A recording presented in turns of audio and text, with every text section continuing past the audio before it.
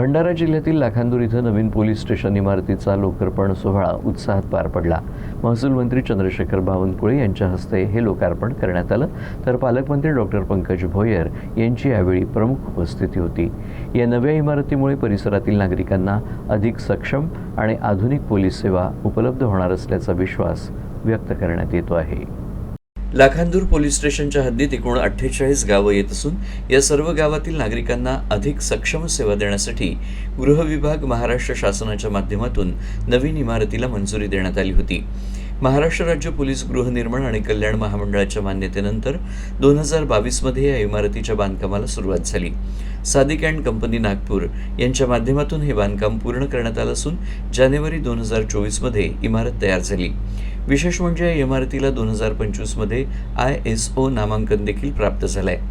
दरम्यान लाखांदूर शहरातील कायदा आणि सुव्यवस्था अधिक मजबूत करण्यासाठी CCTV यंत्रणा देखील कार्यान्वित करण्यात आली आहे। जिल्हा नियोजन समितीच्या मंजुरीनुसार शहरात 48 बुलेट कॅमेरे आणि 4 PTZ कॅमेरे बसवण्यात आले असून यामुळे प्रमुख मार्ग आणि गर्दीच्या ठिकाणांवर 24 तास नजर ठेवली जाते।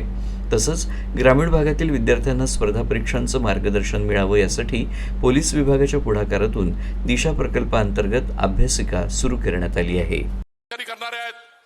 सट्टा, जुवा, दारू, रेती, सँड हे जे माफिया आहेत यांना सरकारचं काही त्या ठिकाणी सरकारच्या माध्यमातून देवेंद्र फडणवीस साहेबांनी ज्याप्रमाणे विधिमंडळामध्ये सांगितलं की जो कर्मचारी अशा अवैध व्यवसायात दिसेल त्यांना नोकरीतनं बडतर्फ करण्याची योजना सरकारने तयार केलेली आहे।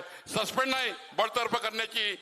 आणि म्हणून मी या ठिकाणी सांगतो, तुम्हाला जर असं वाटत असेल की आमच्या गावात जुवा आहे, सट्टा आहे, दारू आहे, एक साधा SMS माननीय मुख्यमंत्री देवेंद्र फडणवीसजीला केला, डायरेक्ट ओपन त्यांचा मेसेज आहे। 24 तास मेसेजवर आहे, मी 24 तास मेसेजवर आहे।